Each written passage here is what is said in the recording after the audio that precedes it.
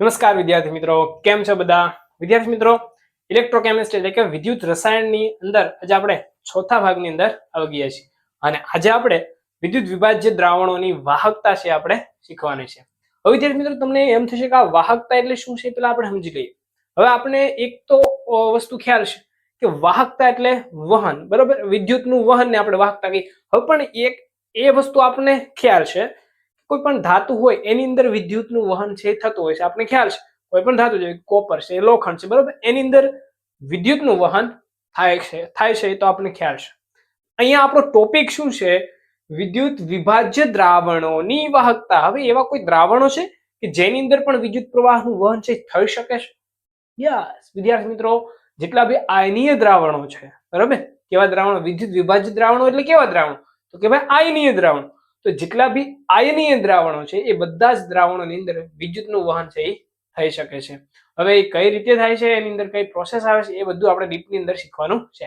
પરંતુ પહેલા એક વસ્તુ મને તમારે કહેવાની છે કે કોઈ પણ ધાતુ હોય એમાં જે વિદ્યુતનું વહન થાય છે એ આપણને ખબર છે, બરોબર? યાદ રાખજો કે ધાતુઓમાં જે વિદ્યુતનું વહન થાય છે એ વહનને આપણે શું કહીએ છીએ? ઇલેક્ટ્રોનીય વાહકતા કહેવાય. કેમ?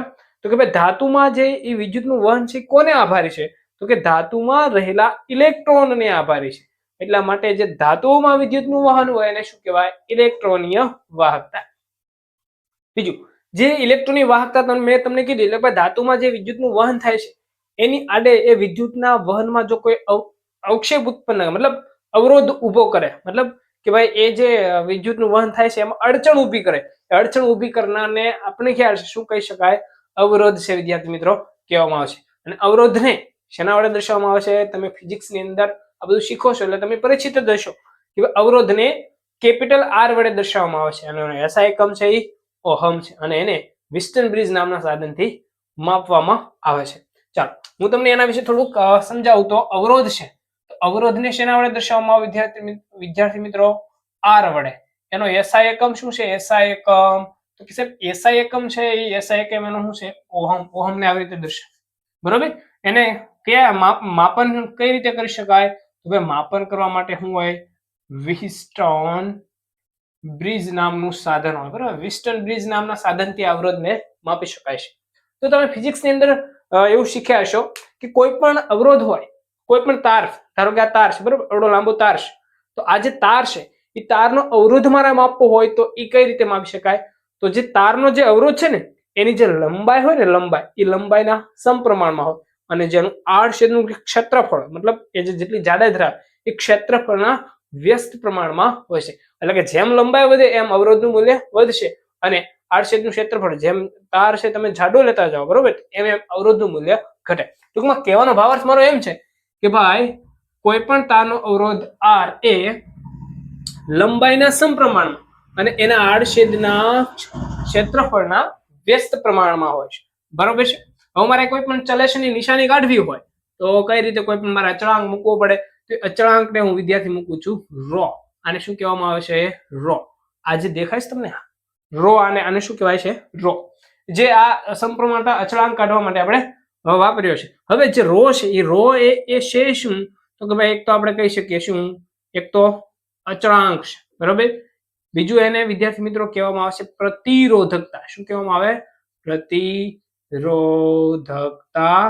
હજી એને કહેવામાં આવે છે અવરોધકતા. વિદ્યાર્થી મિત્રો આ બધા નામ છે યાદ રાખજો. અવરોધકતા અથવા વિશિષ્ટ અવરોધ પણ કહેવાય. શું કહેવાય?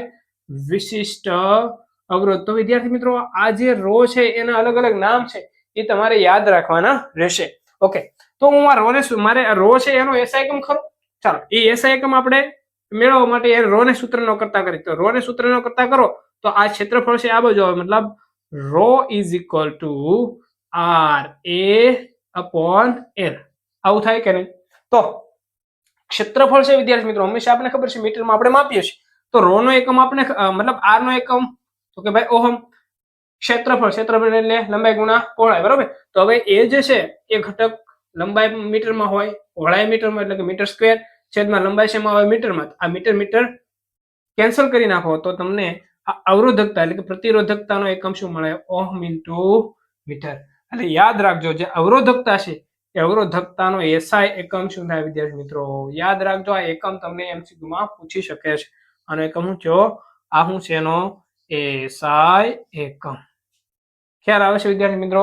ઓકે, હવે તમે મને એવું કહેતા છો કે સાહેબ આ તો તમે જે વાત કરો છો એ શેની વાત કરો છો? અવરોધની વાત કરી, અવરોધકતાની વાત કરી. હવે પેલી એક વસ્તુ તમને એ કહી દો કે જે અવરોધ છે અને અવરોધકતા છે બંને સેમ જ છે, બરાબર? ફક્ત ફેર આમાં ખાલી એની નિશાનીનો છે, બાકી એનું બંનેનું કાર્ય છે એ બંનેનું કાર્ય કેવું છે? જુદું છે, સેમ જ છે. હવે મારે તમને એ સમજાવવું છે કે ભાઈ વિદ્યુત વિભાજન દ્રાવણની વાહકતાની વાત મારે તમને કરવી છે. આ વાત આપણે કરી કોની કરી? અવરોધ અને અવરોધકતાની.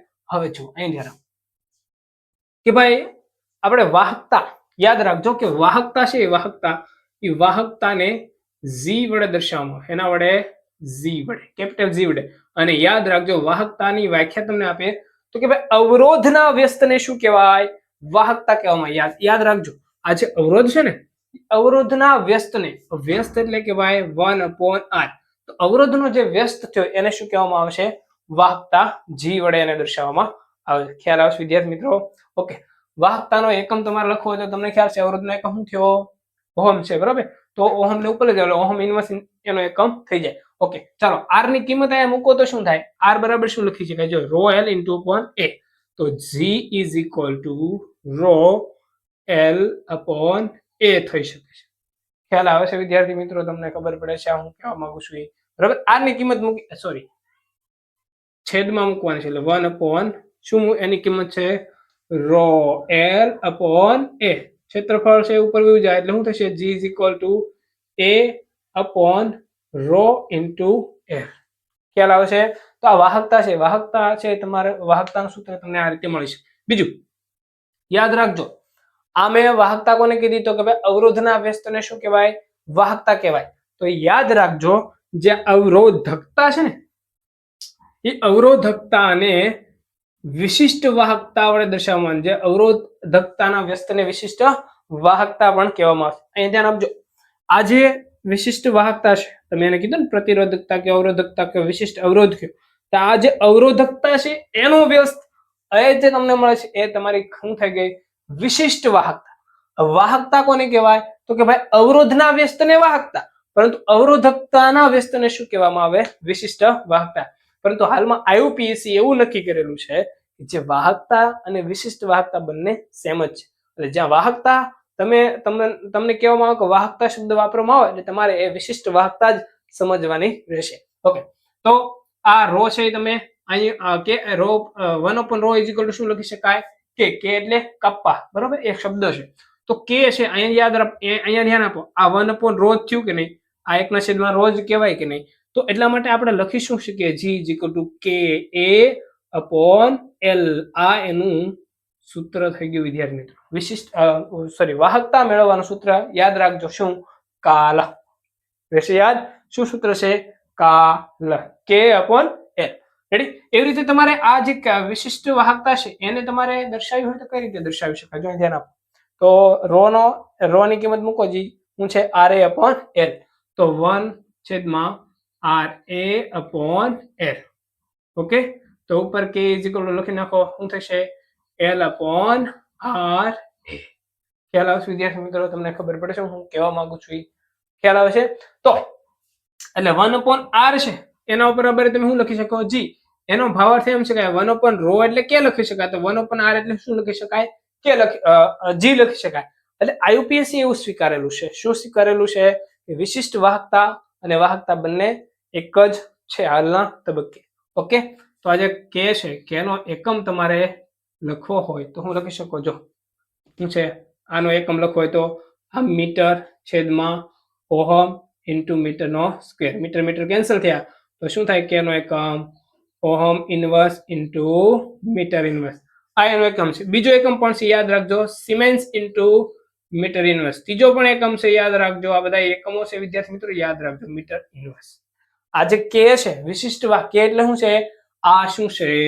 તો કે ભાઈ વિશિષ્ટ વાહકતા. તો વિશિષ્ટ વાહકતા છે એનો એકમ શું થયો? Ohm inverse into metre inverse, siemens into metre inverse, mho into metre inverse. ખ્યાલ આવે છે વિદ્યાર્થી મિત્રો? ખબર પડે છે હું કહેવા શું માંગુ છું? ખ્યાલ આવે છે વિદ્યાર્થી મિત્રો? ઓકે, તો આપણે અહીંયા વિદ્યુત વિભાજિત દ્રાવણની વાહકતા સમજવા માટે પેલા અવરોધ શું કહેવાય એ સમજ્યા. અવરોધના એમાંથી આપણે અચળાંક છે એ મતલબ આ જે સલેશન નિશાની કાઢવા માટે અચળાંક કોઈ મૂક્યો, બરોબર. એના આધારે આપણે વાહકતા કોને કહેવાય તો કે અવરોધના વ્યસ્તને વાહકતા કહેવાય અને અવરોધકતાના વ્યસ્તને વિશિષ્ટ વાહકતા કહેવાય. હાલના તબક્કે વિશિષ્ટ વાહકતા એ જ તમારી વાહકતા ગણવામાં આવે છે. ખ્યાલ આવશે વિદ્યાર્થી મિત્રો? તમને એ પણ ખ્યાલ હશે, ચાલો વિદ્યાર્થી મિત્રો મારે તમને આગળ બીજું સમજાવવું છે. તો તમને એ પણ ખ્યાલ હશે કે ભાઈ આપણા વ્યવહારુ જીવનની અંદર તમે ઘણા બધા એવા ઘટકોથી પરિચિત છો અને પરિચયમાં આવ્યા પણ હશો. શું? તો કે ભાઈ અમુક એવા પદાર્થો હોય કે જે વિદ્યુતના વાહક હોય અને અમુક એવા પદાર્થો હોય કે જે વિદ્યુતના અવાહક હોય. ખ્યાલ આવે છે વિદ્યાર્થી મિત્રો? વાહક છે, વાહકો એના મુખ્ય 3 પ્રકારો છે. એક તો કે ભાઈ વાહકો, બરોબર. બીજું છે તો કે મંદ વાહકો અથવા તો અર્ધવાહકો, મંદ વાહકો, અને ત્રીજું છે શું કહેવાશે? અવાહકો. તો આ આપણને બધી વ્યવસ્થિત ખ્યાલ છે. તો મોટા ભાગની જે ધાતુ છે એ ધાતુઓ શેમાં આવે? વાહક. બરોબર. ધાતુઓ વિદ્યુતની કેવી હોય છે વિદ્યાર્થી મિત્રો? વાહક હોય છે. ખ્યાલ આવે? મંદ વાહકોમાં કોણ આવશે? યાદ રાખજો, જર્મેનિયમ છે અને સિલિકોન છે, આ બધા છે મંદ વાહકો છે. કોપર ઓક્સાઇડ છે, બધા મંદ વાહકો છે. અવાહકોમાં કોણ કોણ આવી શકે તો કે કાચ છે, રબર છે, બરાબર. તમને આ બધી વસ્તુઓ ખ્યાલ જ હોય છે. કાચ છે, રબર છે, બરોબર, લાકડું છે, આ બધી જ વસ્તુઓ છે શેની અંદર આવશે? અવાહકોની અંદર. પહેલાના સમયમાં વિદ્યાર્થી મિત્રો આ જે વાહકો છે એ ઘણા બધા ટેમ્પરેચરથી સહન ન કરી શકતા હતા. પહેલાના સમયમાં 0 થી 15 ડિગ્રી સેલ્સિયસ સુધીના ટેમ્પરેચર સહન કરી શકે એવી જ ધાતુઓ અસ્તિત્વમાં, મતલબ એવી જ ધાતુઓ છે એ આપણે ઉપયોગમાં લઈ શકતા હતા. હાલના તબક્કે એવી ધાતુઓ આપણે ઉપયોગમાં લઈ શકીએ છીએ કે જેનું ટેમ્પરેચર 150 ડિગ્રી સેલ્સિયસ કેલ્વિન જેટલું આપવામાં આવે ત્યારે એ ધાતુ છે પીગળવા લાગે. મતલબ હવે વાહકતા છે એની અંદર ખૂબ જ વધારો છે, આવી રીતે કરી શકાય છે. ઓકે, તો આ ધાતુઓ છે આની અંદર, વાહકોની અંદર બધી ધાતુઓ આવી શકે. બીજા અન્ય ઘણા બધા પદાર્થો છે તમે આની અંદર લઈ શકો છો જે તમને ખ્યાલ પણ હોય. તો વિદ્યાર્થી મિત્રો આ જે વાહકો, મંદ વાહકો અને અવાહકો છે એ તમને MCQ માં પણ પૂછી શકે છે. વિદ્યાર્થી મિત્રો મેં તમને હમણાં શીખ્યું છે, આ બધી વાત છે તારની અંદર વાત છે, પણ અહીંયા આપણો જે મેઇન ટોપિક તો હજી આવ્યો જ નહીં. આ બધી વાત હું શેની અંદર કરું છું તો કે ભાઈ વિદ્યુતનું વહન તમે શેની અંદર કરો છો? તારની અંદર. તો યાદ રાખજો કે ધાતુઓમાં જે વિદ્યુતનું વહન છે એને ઇલેક્ટ્રોનની વાહકતા કહેવાય છે. હાલમાં જે આપણે એ જ ચર્ચા કરી રહ્યા છીએ, આપણે હવે આ ચર્ચા કરવાના છીએ. તો ટૂંકમાં કહેવાનો ભાવાર્થ એમ છે કે ભાઈ વિદ્યુત વિભાજનની જે દ્રાવણની વાહકતા છે એ છે શું?